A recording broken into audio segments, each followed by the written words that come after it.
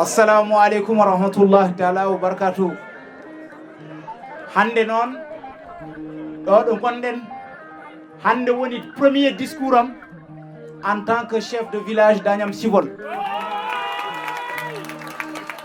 Mbida yetta Allah e nelaado mum, mbida yetta nenam e babam, mbida yetta leñolam, mbida yetta wuram, mbida yetta hoddibam,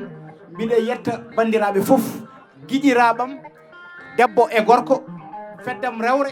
feddam worde, onon fof mbiɗa yetta on. Caggal yettinde duwaw bandiraɓe men coyrinkoɓe wiide on jinnaɗo men duttiɗo o yo Allah yurmomo yaafomo, yo Allah harnumo aljanna, yo juuɗe moƴƴe keɓomo. Allah joom bawɗe o waɗa ɗo wela, waɗanamo wela, waɗamo wela. So tawi mbiɗa anduno ko min jogori ƴettude lefol caggal ceerno Ciwol Abdoul Samba Ka, waɗanno pacte momin baddi gila mo wuuri, kono ko Allah tan andi ko waɗata. Mbiɗa yiɗi tan wadde rectifier dans l'histoire d'Agnam Ciwol. Mbiɗa nana ene ɓe mbiya c'est la première fois dans l'histoire du village d'Agnam Ciwol ko joom wuro totte taw ko consensus. Mbiɗa waɗa rectifier, mbiɗa wiya on c'est la deuxième fois histoire Agnam Ciwol joom wuro totte taw ko consensus. Kono c'est la première fois gila Ciwol diida depuis kaƴel Baytullahi ha yimɓe ndecci winde Ciwol ha jettiɗo ngoni ɗo. C'est la première fois caggal tanam ceerno Ciwol Baydallahi, Cissé Alpha, Siré Yummali, Tafsir Ɓogel, commune goto Allah hokki wonde joom wuro à partir de cinquantaine passé. Ko wona ɗum ko ceerno Ciwol Baydallahi ɓe mbi ko 25 ans, won wiɓe ko 18 ans. Histoire noon hay goto natta hen. Leñolam galle amen Suudu Hasan caggal ceerno Ciwol Abdoul Cissé mawɗo rewi hen ko ceerno Ciwol Cissé mama. Caggal ceerno Ciwol Cissé mama rewi hen ko Lamine Abdoul Cissé tawde ko Suudu Hasan. Donc ɗum ɗon mbiɗa yetta hen Allah nde wonno ɗo gummimi ne woɗɗi. Somi yettima to jettimi ɗo ko Allah waɗi ɗum, ko coyrinkoɓe ɓe mbaɗi ɗum, ko tuldenaɓe ɓe mbaɗi ɗum, ko wuro ngo waɗi ɗum. Donc wuro ngo, Jambour o, joom lefol o, joom kongu o, onon fof mbiɗa wiya on jarama. Mbiɗa ñagono on Allah yo Allah hokku on moƴƴere. Mbiɗa wiya on jiɗɗomi o, gañƴomi o, ɓurɗo wawde tonjemi o, onon fof beccam ɗe mi yaññi ɗum à partir d'aujourd'hui. Kala e mon jiɗɗo arde ɗo gallam waɗi ko demuɗe ɗiɗi, demal fof nana udditi pour Ciwol naɓe, pour haaji Ciwol naɓe. Mbiɗa wiya on joom wuroji ɗi kamɓe fof noɓe potiri ha sakkiti e mawnam cankiɗo o malla babam cankiɗo o, yon gandu wona e mabɓe fof mi jiggoto e muɗum jikku, kono ha ira yawmi dini mi wonata ceerno Ciwol Abdoul Samba Ka. Min mbiyetemi ko Mohamadou Lamine Abdoul Cissé.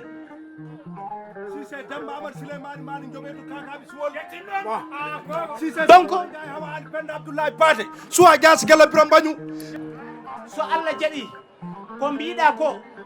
ma heɓ. Mi wawa widema noon carte grise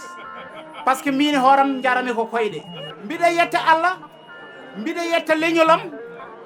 mbiɗa yetta famille Mari Billel fof, mbiɗa yetta famille Samba Ibra fof, mbiɗa yetta famille Bocar Ibra fof, mbiɗa yetta tuldenaɓe fof, mbiɗa yetta suudu Hasan fof mbiɗa yetta suudu Cissé Hasan fof mbiɗa yetta kono mi yejjitani mbiɗa yetta Dieynaba Ali Mayram Ali Hasan Ali Habi Ali Saydou Ali ɓeɗo koto coɗay to mbiɗa yetta Mboolu kala ko umme Mboolu mbiɗa yetta ɗum mbiɗa yetta Hamme Mboolu Penda Mboolu Takko Mboolu mbiɗa yetta Buubu Hawa Bay Hawa Kumba Hawa Ayse Hawa mbiɗa yetta fof kala siwolnaji gonɗo ɗo mbiɗa yetta ɗum kono noon mataw so neɗɗo ɓernde muɗum heewi tan wodato yeehi kono mi yejjitani nelaɗo Allah sallllahu alayhi wa sallam mbiɗa yetta suddiɓam mbiɗa yetta suddiɓam mbiɗa yetta ɓesgam mbiɗan yetta nenam no feewi nde wonno ko kanko Allah hokki tawede ko woni ɗo ko hande noon so tawino ko politique mbaɗannomi mi wiya mi dañi victoire sabu somin daari on tan ɓernam nde heewat belamma mbiɗa yetta noon yontaɓe wuro ngo mi tuggay monsieur le maire Farba Ngom mi yetta Mansour Bousso mbiɗa yetta Mamadou Seck mbiɗa yetta frère am oɗo cakkittomi nde wonno omo wawno fotnal lefol ngol min poɗodira hono Sadou Samba Ka mi yejjitta Daouda Bilali mi yejjitta ɗaha Mamadou Isma mi yejjitta Sadou Abdoul mi yejjitta Sadou Oumar mi yejjitta Soyoubou mi yejjitta Demba Cilel mi yejjitta hay goto mi yejjitta Yaya Samba Ka onon autorité ji ɗi administrative coutumier onon autorité ji wonɓe ɗo e diwan he mbiɗa wiya on bisimilla mon komi almudel mon mbiɗa ara mbiɗa janga onon bandiraɓe siwolnaɓe noon mbiɗa waɗon rassuré je ne serai jamais les anciens chefs de village